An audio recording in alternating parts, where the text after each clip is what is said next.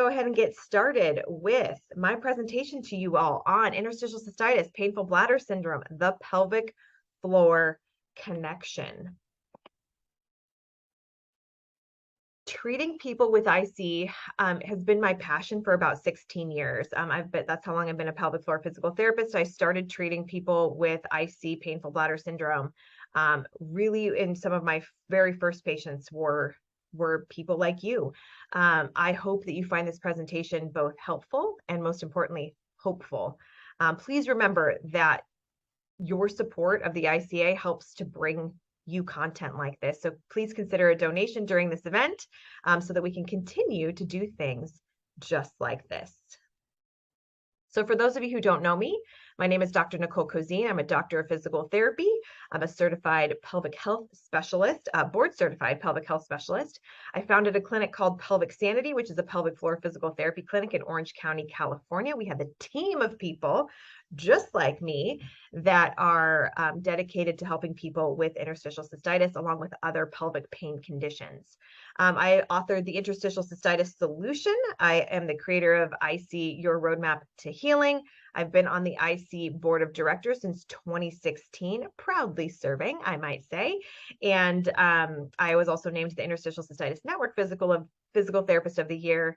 I kind of don't remember the year, but that did happen. So that's a little bit about me. This is one of the first sentences of the Interstitial Cystitis Solution book. Thousands of people with interstitial cystitis live healthy, pain-free lives, and so can you. And we're going to go into today the pelvic floor interstitial cystitis connection so that we can really make sure that you are taking care of that aspect of your symptom presentation. So what is IC-BPS? You guys might be thinking, well, I'm an expert in it because I'm living it every single day. But what's interesting is that the actual definition of interstitial cystitis, as noted by the American Urological Association, is, and I quote, an unpleasant sensation. You guys are probably thinking, like, of course it's unpleasant, a little bit more than unpleasant, but we'll go with it. Pain, pressure, or discomfort perceived to be related to the urinary bladder, associated with lower urinary tract symptoms of more than 6 weeks duration in the absence of an infection or other identifiable cause. The AUA, American Urological Association, has published guidelines on what your urologist and or urogynecologist should be recommending for you all. They were recently updated in May of 2022 to highlight the role of behavior management and pain management in IC and BPS care. It's a big deal. We're going to go over some of that stuff, and I know there's going to be another presentation on it later on this week. So real quickly, the AUA guideline updates from a pelvic floor physical therapy perspective, they were created in 2011, which for some of you, you guys have had IC for 30, 40 years. And 2011 was really the first time that the American Urological Association actually published guidelines to help physicians help you. They were updated again in 2014, and they were most recently updated in May of 2022. Some of the big changes were that prior to 2022 and 2014, they had lines of treatment, essentially like a hierarchy of treatment that you were supposed to go through. They took away those lines of treatment, but they created categories of treatment. And it emphasized the pain component of IC-BPS because that's where the research of the field is going. And it deemed IC a primary symptom, and deemed pain a primary symptom that needs specialized treatment and attention. And previous to this, many people were taking into account pain as a symptom. Obviously, that's one of the things that you guys complain about the most. But this really actually highlights it as needing a specialist to help treat you all with it. Because as we have emerging research come into the field, we understand that pain is actually really complex, and it changes the way that your body perceives pain once you have pain for more than 3 to 6 months, and it must be addressed for full healing of interstitial cystitis and bladder pain syndrome. So we're going to go into a little bit more about that, but that's all how the pelvic floor rolls into this as well. So Again, the AUA guidelines were updated just recently. The categories we're going to highlight in this presentation are the behavioral and non-pharmacological portions of it. So that's things like behavior management, education about how the brain and the bladder are connected, pelvic floor physical therapy, mental health therapy, all of those things that you can do that are not medication or procedure based, have a whole new category for just themselves. The statements that were made in the updated AUA guidelines that pertain specifically to pelvic floor physical therapy and how we can help you through your symptoms with interstitial cystitis, that Kegels are specifically not recommended. We're going to go over why that is here in a second. Baseline voiding levels should be obtained. Now that can be done from your urologist or urogynecologist, but we also can help you to track that and actually create a bladder diary for you so that we can start to correlate things that are happening in your life with your voiding schedule. Patients should be guided in bladder function, self-care strategies, and behavior modifications. This does not mean that if you go to your urologist and you get handed a handout for what you should do for self-care strategies, or someone just says to you, hey, you need to do some self-care, like that's not enough anymore. Patients should be guided. And my argument is that pelvic floor physical therapists have the most time to help you through that process and make sure that whatever recommendations we have for you with self-care strategies, behavior modifications, and whatever's going on with the nervous system, the brain, bladder, pelvic floor connection is actually guided expertly and individualized to you. The other thing that the AUA guidelines said this year specifically was that pain management approaches should be initiated. We can no longer just ignore the pain part of IC. Super important. They also said that an elimination diet should be used to determine an individualized list of symptom exacerbating foods and drinks, as this is different for every single person with IC-BPS. The average IC patient only has, and I know that some of you guys will like, this will be mind-blowing to you, only has 5 to 7 trigger foods, okay? The IC diet actually does not exist. What should exist for you is whatever diet is recommended for you based on your individual symptom exacerbating foods and drinks. And your pelvic floor physical therapist or a registered dietitian can help you through this process, especially taking into account any other conditions that you might have, like IBS, endometriosis, any other gut health issues, or even any other thyroid issues or things going on like that, allergies, asthma, that kind of thing. A cystoscopy and urodynamics are not required for the diagnosis of IC. Elmeron warnings are finally included in the AUA guidelines. There is risk of permanent eye damage that is present, and you need to talk to your doctor if you are on Elmeron or are going to go on Elmeron on the risk-benefit ratio for you. Pelvic physical therapy, remains the only thing on the guidelines with an evidence grade of A, meaning that when researchers look at the body of evidence that says, does physical therapy work for patients with interstitial cystitis, they give it an A. I give it an A+, but we're going to have to agree to disagree there with the AUA on it. Everything else is given an evidence grade of B or C, and if it's less than that, it doesn't even make the list. So pelvic floor physical therapy, we know works. We're going to talk about finding the right pelvic floor physical therapist for you and what they should and shouldn't be doing. So I have a whole myth-busting series on Pelvic Sanity's Instagram page. We're going to go through them super quickly here. I also have them up in my story highlights as videos, so you can hear me talk more in depth about each one of these. But I think it's important to recognize that some of the myths that are perpetuated in this field and online can be detrimental to your progress, right? Because if you believe what you read somewhere, that interstitial cystitis is solely a bladder condition, then all of your treatments are going to be bladder focused, and you're going to forget about things like the pelvic floor, which we know just got an evidence grade of A. Myth 2 is that ICBPS is rare. It's actually not rare. In the most epidemiological based survey that we have, there's up to 12 million people just in the United States alone that have this condition.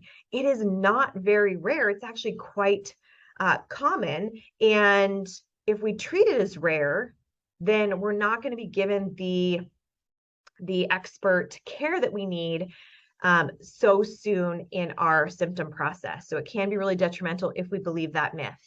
Myth number 3, IC doesn't affect men. It absolutely does. In fact, it affects men almost at the same rate as women. And you'll hear over and over and over again that it's a women's disease, but that is actually not true. And other names that IC goes by for men is chronic prostatitis or urological chronic pelvic pain syndrome. But all of those things, ICBPS, painful bladder syndrome, urologic chronic pelvic pain condition, pelvic pain syndrome are all very similar, if not the exact same condition. Myth number 4, we just talked about, there is a standard IC diet. There is not. There are some universal foods that typically are bladder irritants for most everybody, but that you should be finding your individual symptom triggers in food if you have them. And that's a big if. Not every person with interstitial cystitis has food triggers. Some of you do, and you do need to figure out what those are, usually by the help of a pelvic PT or a registered dietitian. Myth number 5, kind of in the same vein, acidic food should always be avoided. The concept of acid in equals acid out is extremely complicated. I can't get into it a ton here, but basically what we don't want to do is eliminate an entire food group due to faulty understanding of what happens biochemically in our bodies. So it is not true that every single food that's acidic will flare every single patient with interstitial cystitis. And so they shouldn't always be avoided. Sometimes they should be. And if they are a trigger for you, of course, they should be avoided, but it's not a one-size-fits-all program for that. Myth number 6, Elmeron is the only medication option. This is absolutely not true. There are many off-label uses for different medications for interstitial cystitis, and most importantly, through the pain component, which is now starting to get more recognized finally as a primary issue that we have to deal with IC. Myth number 7 is that the pain is all in your head. It is absolutely not. It is 100% physical, even though there is a complex process going on with what's going on at your bladder and your pelvic floor and how your brain interprets that. That does not mean that the pain is all in your head. Your pain is extremely real. And if you need to clip this part of this presentation and share it with a practitioner who is making you feel that way, do so. And then lastly, myth number 8 is that ICBPS is an incurable disease.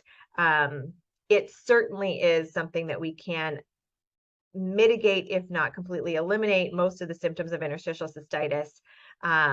It is a symptom cluster type of presentation that is a chronic pain condition that happens to have bladder symptoms. That does not mean that we don't know how we can help you. We do. So that's why this one is a myth. So if we go through the symptom categories of interstitial cystitis, this is really important as we talk about the pelvic floor.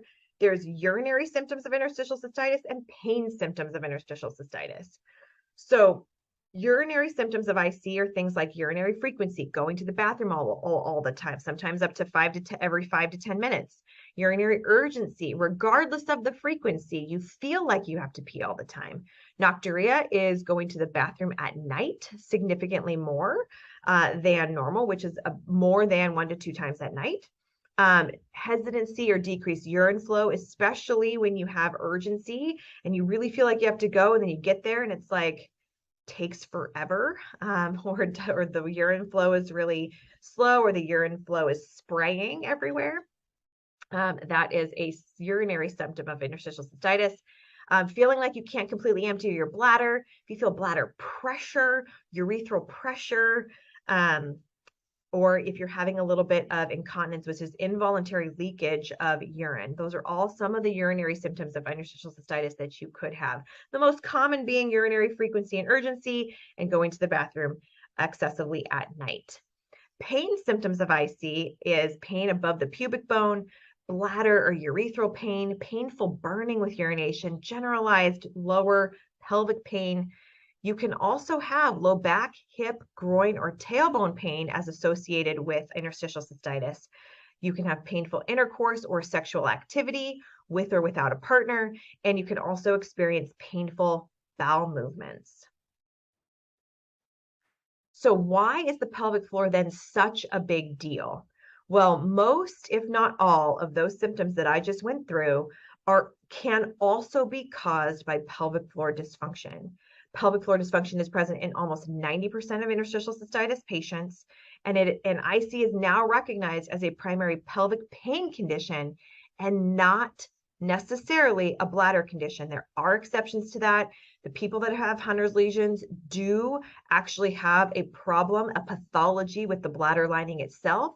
But if you have not been diagnosed with interstitial cystitis with Hunner's lesions, then you do not have a problem with the lining of your bladder.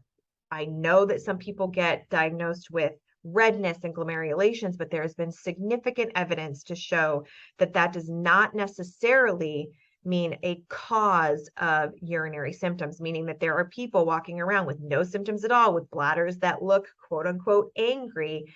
So it is a symptom that, or a sign on a imaging test that is not necessarily correlated with causation.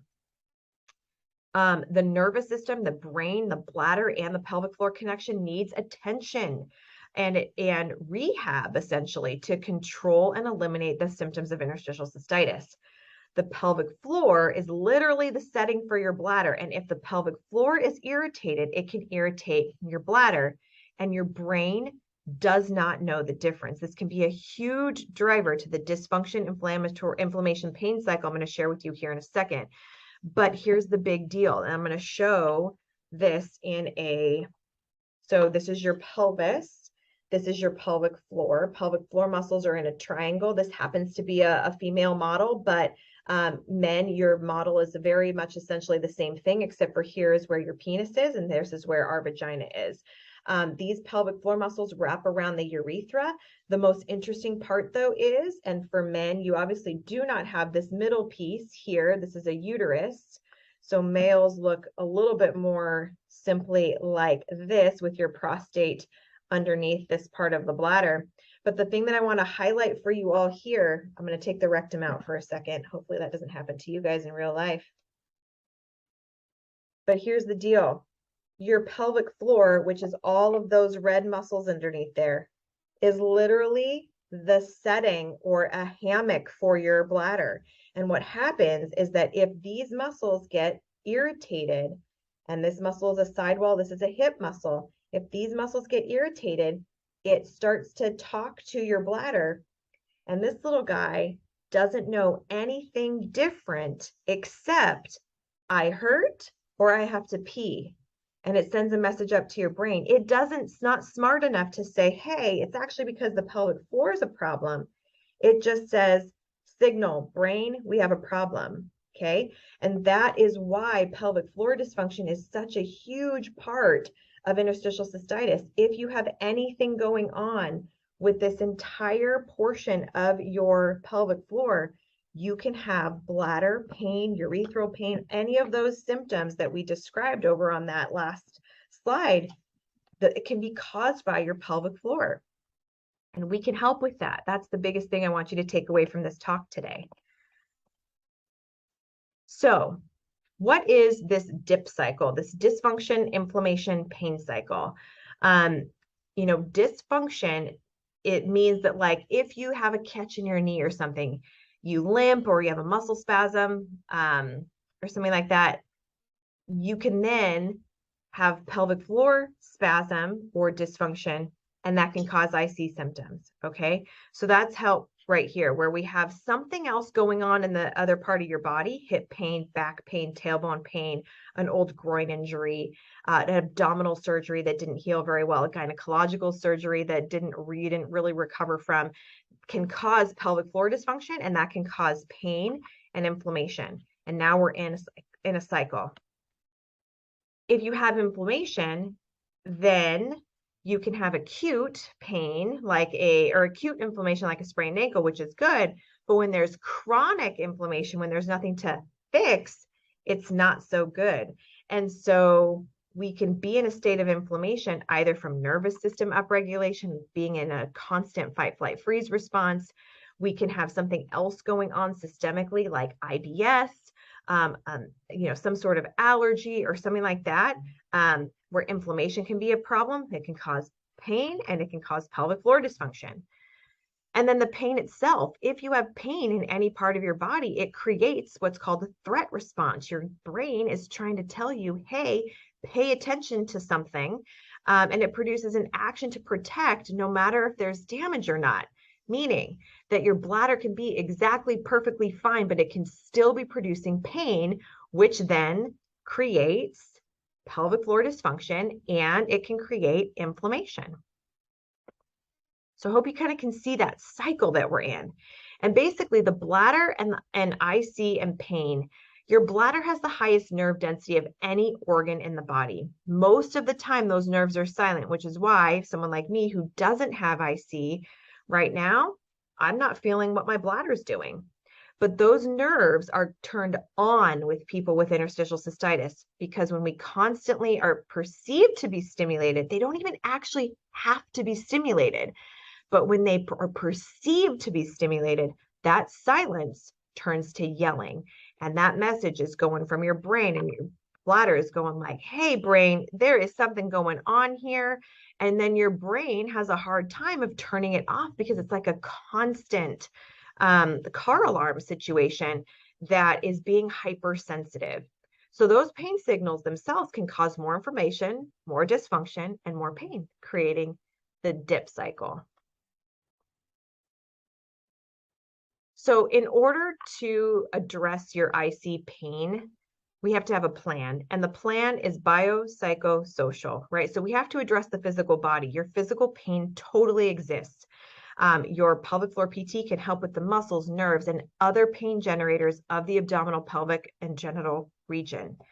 We want for you to be able to address the nervous system. That means mindfulness, meditation, breathing, with the help from the right practitioner, meaning usually a pelvic floor physical therapist, because we have the time to do that. This is not, hey, do some meditation.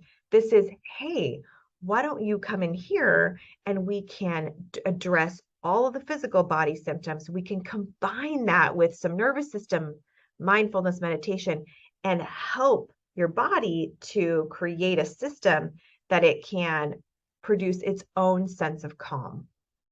We can address other areas that are contributing to the pain and other diagnoses that can be contributing to the dip cycle.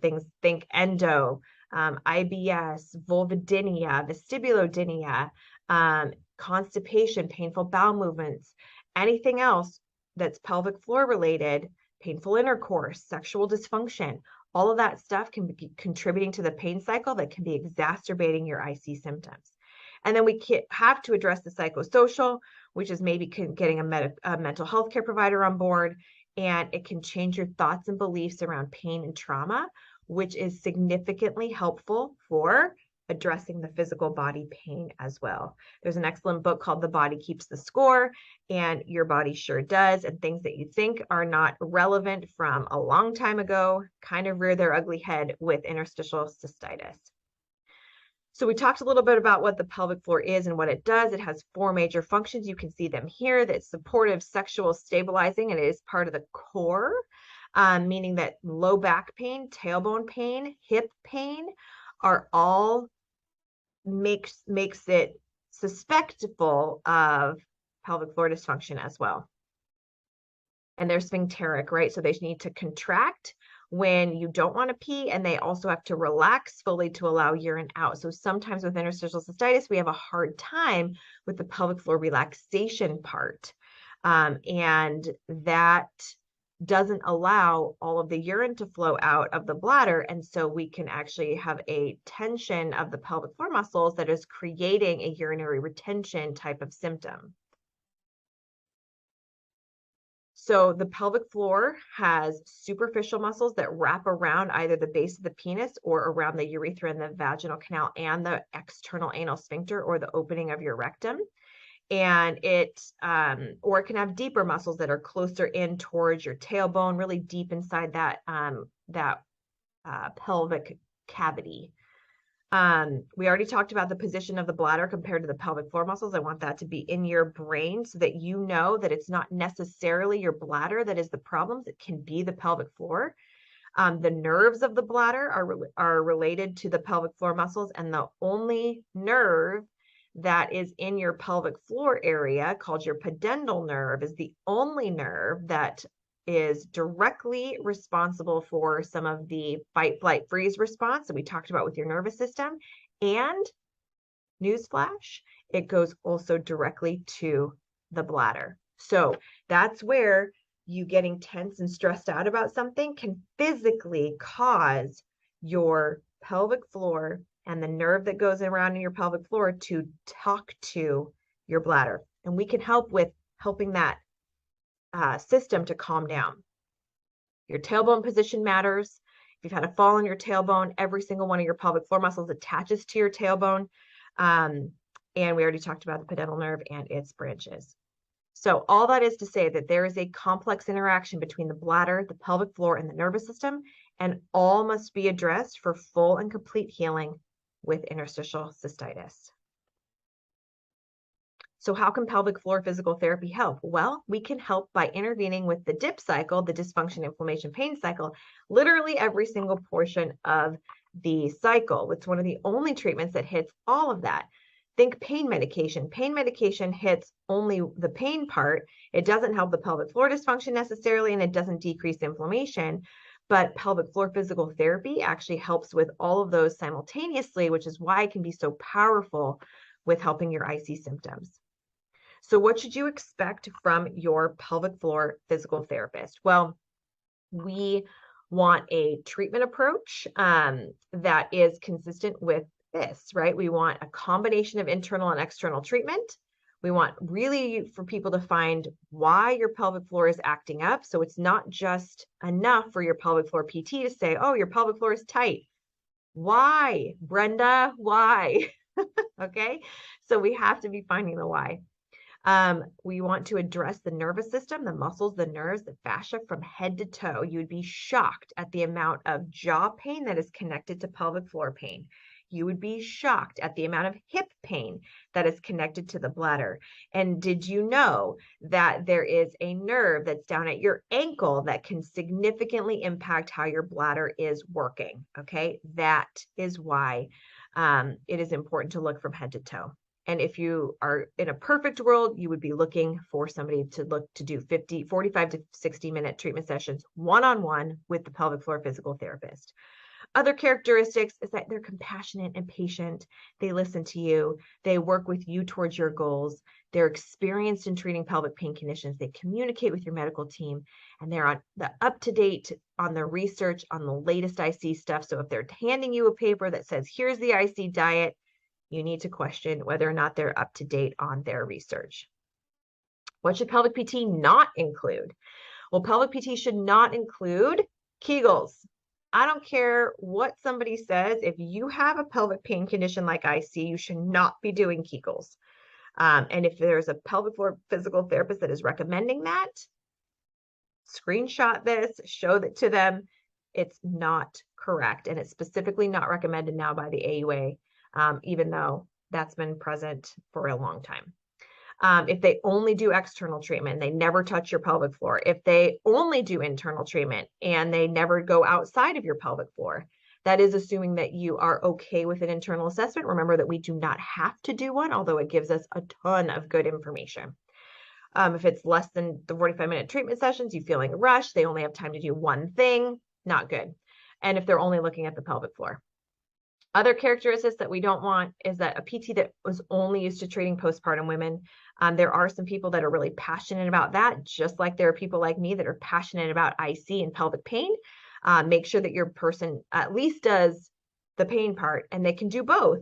But if they only are treating people with postpartum, it's like, do you really understand like the true underpinning mechanisms of interstitial cystitis? Potentially, yes, but maybe not.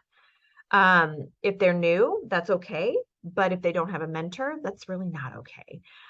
Or they haven't taken courses in interstitial cystitis. It's really important that they understand they can be new. Everyone has to be new at some point, and they can sometimes be the most awesome people because they'll work their butt off for you. But they sometimes need guidance, especially if you've been dealing with this for a really long time. If anybody tells you it's all in your head or it's just related to stress, you just need to calm down. While we understand that stress is a huge component to pelvic floor dysfunction and interstitial cystitis, if someone just tells you to calm down, that is not a good practitioner for you. And if they just refer you back to your doctor because they've done all they can do, most of the time that's code for I don't know what else to do with you, not that that's the end of the road for you. Another question I get a ton is like, what if pelvic PT hurts or flares me? You know, pelvic floor PT shouldn't consistently hurt you. It can be uncomfortable at times, but it should dissipate within the session. And you should have an open dialogue with your PT about what we're expecting to happen. You know, flares from PT can happen, but it shouldn't be every time. And your PT should not freak out when that happens. And we should be able to modify our treatments so that that doesn't happen. You should see a change within 3 to 5 visits, not symptom resolution, but a change, something where you're like, oh, that's different. And it might take much longer than that for true full symptom resolution. You know, I encourage you to talk to your PT if it hurts or if it flares you. You can't treat pain with more pain. So they should be willing to change their course, and they should be willing and able to change your course of therapy. They should be willing and able to modify their treatment approach. And if not, then you should change providers if possible. I get this question a lot too. What if pelvic PT doesn't work? Or what if you've tried it already? You know, you can talk to your practitioner, you can change PTs if that's an option for you, either within the same practice or you try a different one in your area if that's possible. Get a second or third or fourth or fifth opinion. I know that can be so frustrating. You guys are so inundated with doctor's appointments and different opinions and this and that. But pelvic PT, if you get the right person, can be game changer. And just like every other profession, not every single PT is created equal. So not all of us have the same expertise, personality, experience, passions, right? You got to get someone that wants to be treating people like you. You need to choose wisely and don't be afraid to get a second opinion, just like you would with any other specialty. How can I find one? Well, you can ask a friend in the Interstitial Cystitis Association Facebook group. If you're not part of that group, go find that. We also have one called Finding Pelvic Sanity, and ask around. There are online listings that are listed here. There are patient advocacy organizations, obviously like the ICA, that need your donations to exist, by the way, but that are dedicated to helping match people with good practitioners that know what the heck they're doing. You can look on social media, you can Google it, do your research. A lot of us will specifically state that we treat people with interstitial cystitis, and ask your doctor or local physical therapist for a pelvic PT that they tend to work with and like. If your doctor who treats you for your IC doesn't have a pelvic floor PT that they like, then you might want to consider getting another practitioner on that end as well. What else can I do with pelvic PT? Well, there are remote consultations with an IC expert. You can see if you're on the right track. You can get an action plan and carry on in your area. You can travel. Again, that might not be feasible for all of you, and I totally understand that. But if you can swing it and your local team has been failing you, you can consider an out of town program, or a consult with a physician or a physical therapist that is outside of your area, just to kind of see like what is actually happening. Am I on the right track with my team here, or would you recommend something else? So pelvic floor, pelvic PT, and IC summary. The pelvic floor can cause IC symptoms. IC symptoms can cause pelvic floor dysfunction. Pelvic PT can be a great addition to your care team. Not all of us are created equal. Please find the right fit for you, both in personality and in skill and expertise. Don't get bogged down in the what do I have conundrum that gets so many people that are perseverating over, and I get it. It's really difficult for you guys.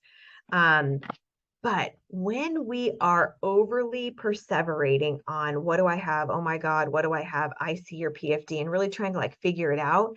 The bottom line was that with the way that the interstitial cystitis definition is written and with how broad pelvic floor dysfunction can create symptoms, there really is a huge overlap between what pelvic floor dysfunction causes and what interstitial cystitis symptoms cause.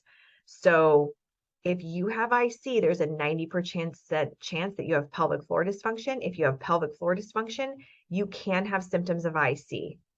So please just find a pelvic floor physical therapist to help the pelvic floor issue, and which can help you with the dysfunction, inflammation, pain cycle.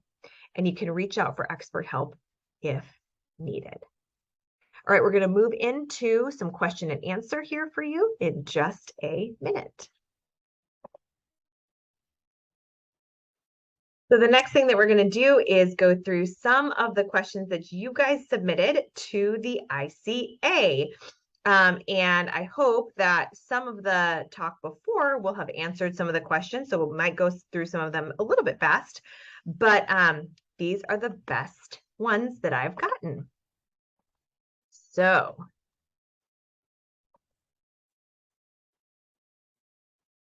first question. I am 2 hours away from a pelvic floor therapist. Should I make the drive and get therapy? This is an excellent question. I would say that pelvic floor physical therapy, to me, and remember, I have a biased opinion, but it is very important to get the underlying why of what the pelvic floor is doing and how is it contributing to your interstitial cystitis symptoms. So if your pelvic PT is more than 2 hours away, I would probably make the drive. A lot of like we see people here for 2 hours for people that come from far away. So that's an option.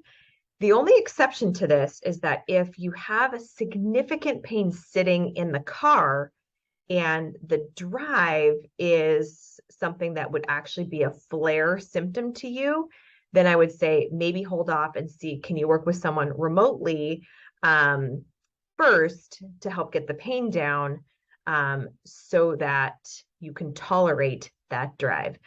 This is a typical problem for a lot of people that don't have access to people right near them, but it can still be a huge, huge improvement to your life to get care from them. So the other thing that you can do is to make sure that you wouldn't necessarily, sometimes you could come every other week for 2 hours so that you'd have 2 weeks in between. So you don't have to make the drive every single week necessarily. And your PT should be able to come up with a plan that can work for you and your drive. Does Botox really help? This is a question that could have a whole nother webinar. Does Botox really help? Botox is an injection therapy that works on the pelvic floor muscles themselves.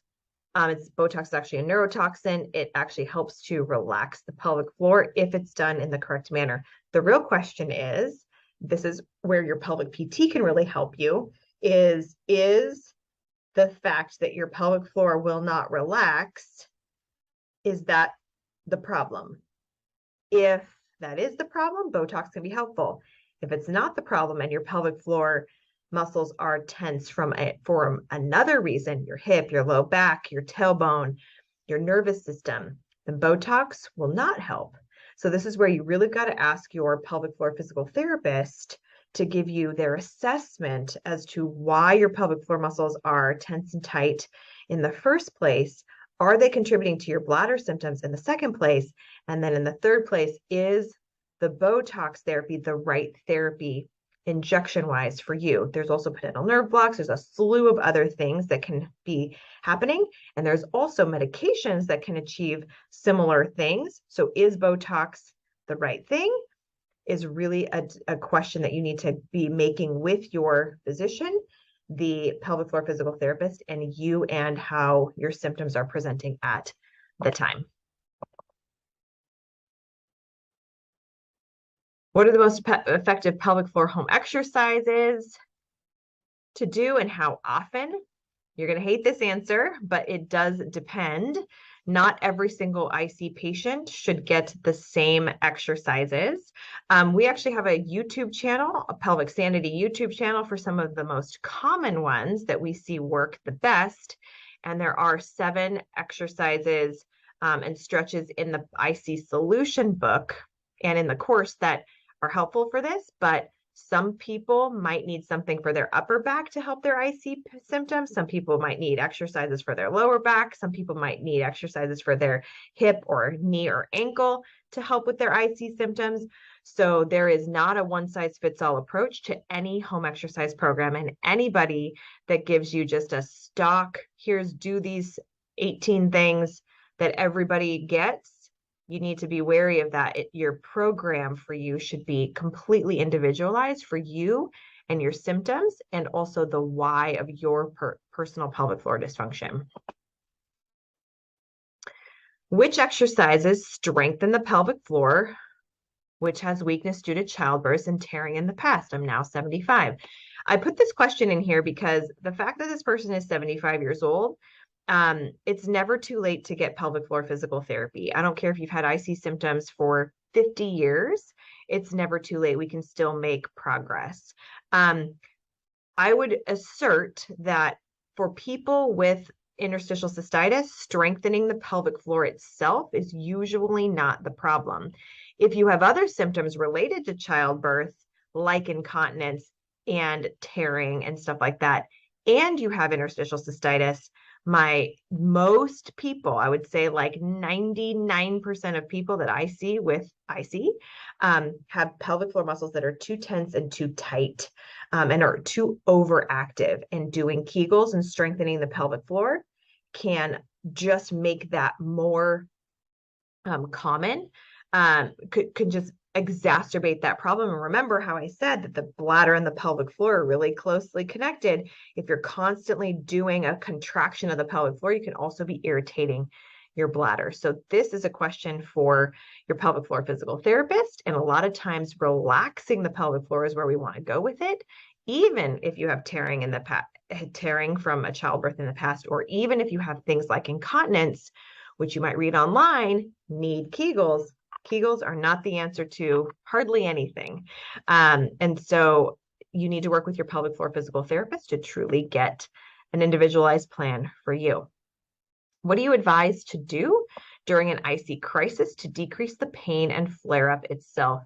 Every patient that comes to Pelvic Sanity gets a flare busting plan.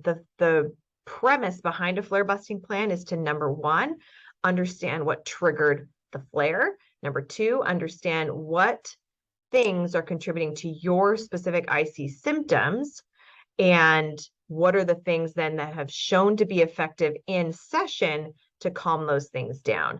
So every person should have an individualized flare busting plan. Again, there's no one size fits all answer to this, except for your pelvic floor a lot of the times needs to be relaxed. So whatever, in a flare, a lot of times it's overactive, it's protecting, it feels threatened.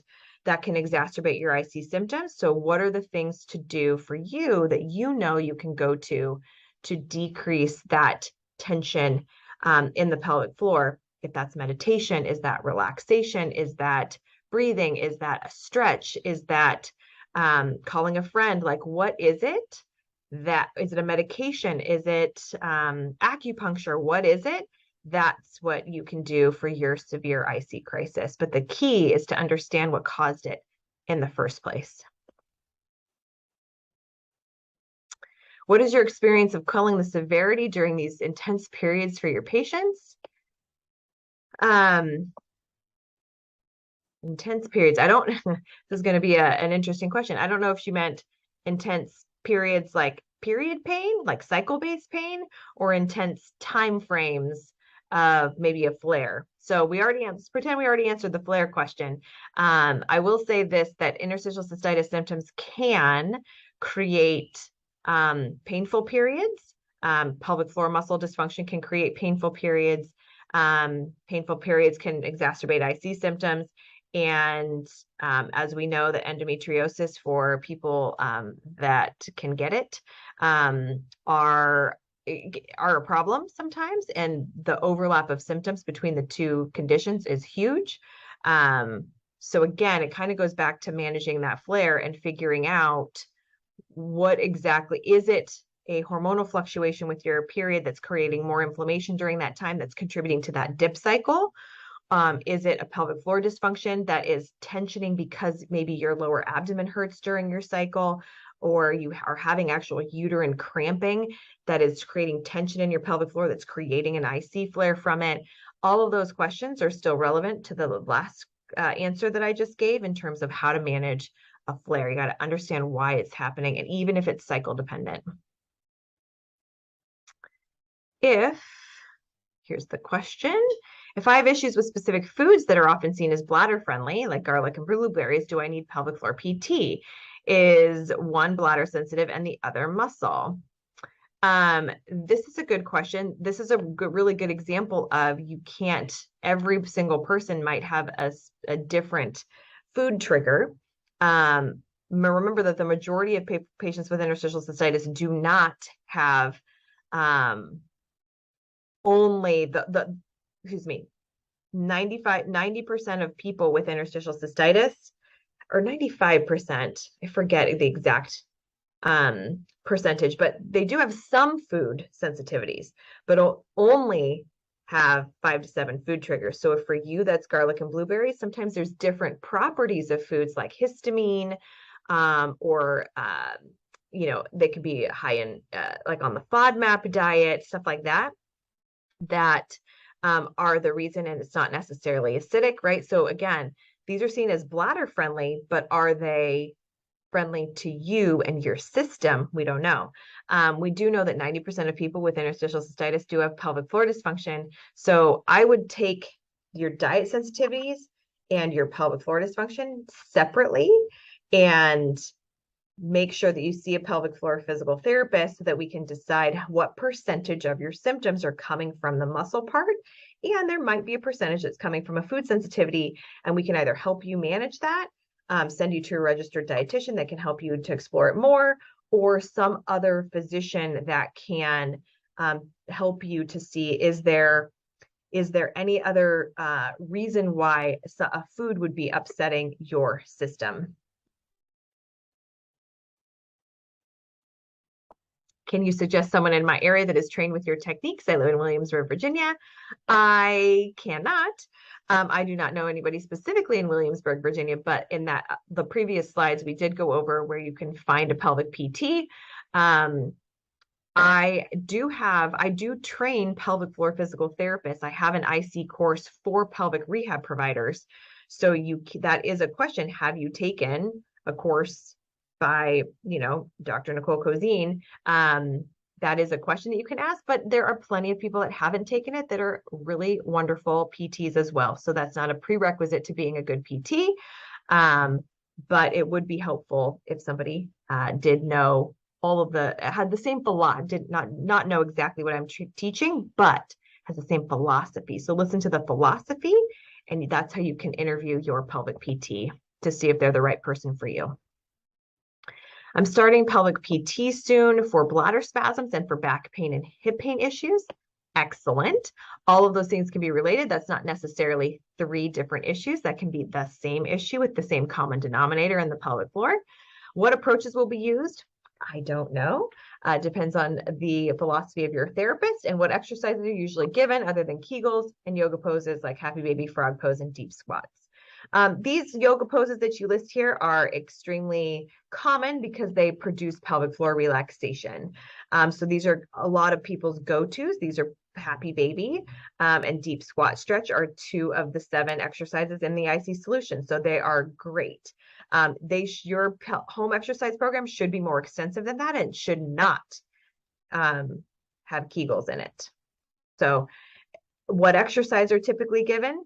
It should completely depend on you, your symptoms, what the problem is, what's creating those symptoms, and the why behind those symptoms, and what you want to get back to. Someone that is coming to me with interstitial cystitis that is a runner is a very different rehab protocol and approach than a patient that is, wants to go to Orange Theory or wants to do CrossFit or wants to just walk without pain. All of those things are very different. So it does depend on the patient's desires and goals of what they want to get back to. Do others find that pelvic pain leaves them weak in the legs, shaky, and causes a sudden shift in the brain to a major depressive state, like flipping a switch off and on from then? So I put this question in here because it's a really good example of pelvic pain that's persistent, that creates a nervous system response. That nervous system response, where it goes into a depressive state, that is a perfect depiction of describing the physical and emotional connection and nervous system connection to bladder symptoms and pelvic pain. It's super common. It is very treatable.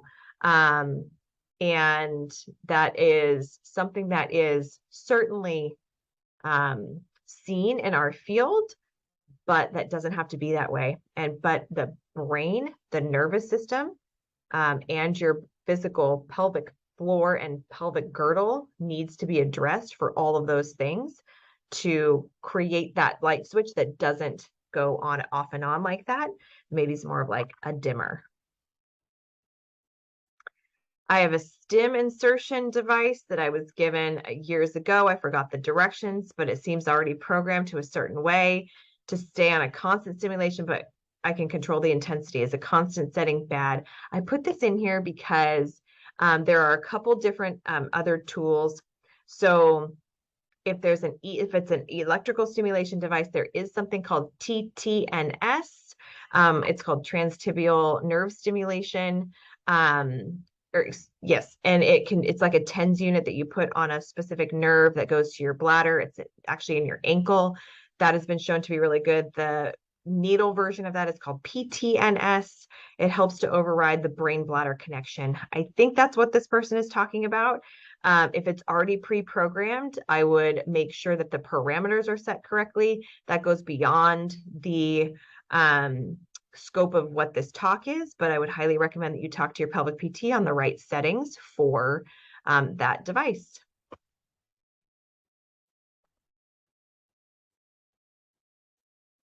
Is the pain I get on both sides of my torso considered pelvic pain? Is it a referred pain from the bladder or its own issue? It can be either. I would say that both sides of your torso is typically a little bit higher than we would consider quote unquote pelvic pain, but we have certainly seen some of the adaptations of your musculoskeletal system change, right? If you're constantly in a protect mode, some of the areas of how you move your spine can actually create torso tightness. And then that can create pelvic floor dysfunction. Pelvic floor dysfunction can create a lack of mobility in your pelvic girdle, which can create tension in your torso and pain. So that is something that your pelvic floor physical therapist should be able to assess for you. And if you are having pelvic PT and they're not looking up at that pain and seeing if it's related or not, then you need to either ask them about it or find someone else who will. There are a lot of pelvic PT sometimes that are so, like I said, hyper-focused on just the bladder and just the pelvic floor that they would be like, oh, you need to go to someone else for that. Really, you guys, at the end of the day, we have to assess the whole person and the whole body and see how is it related? Is it or is it not? That should be something that your pelvic PT can help you with. So that ends all of the questions that we were able to answer. In summary, I hope you learned today that pelvic floor physical therapy can really be a game changer to help you on your IC journey. You might have to try different people until you find the right fit and the right expertise. And healing from IC and BPS, bladder pain syndrome, is both possible and probable with the right people, including a pelvic PT on your medical team. So I hope you guys, that is really inspiring for you. I hope it gives you a lot of treatment ideas, a lot of ways to go back to a pelvic PT and ask them questions, to get a pelvic PT if you don't have one, resources to help find you one in your area. Here is my contact information of my clinic and on me on social media. And I really hope that you find this helpful. I hope that you find this entire fall presentation by the ICA, this entire week, really helpful. And I hope that you will also consider if you found any of this helpful from any speaker that you've listened to over this event, I hope that you will consider a donation to the Interstitial Cystitis Association so that we can put on more things just like this to help people like you. Remember that thousands of people live happy, healthy, pain-free lives with interstitial cystitis, and so can you.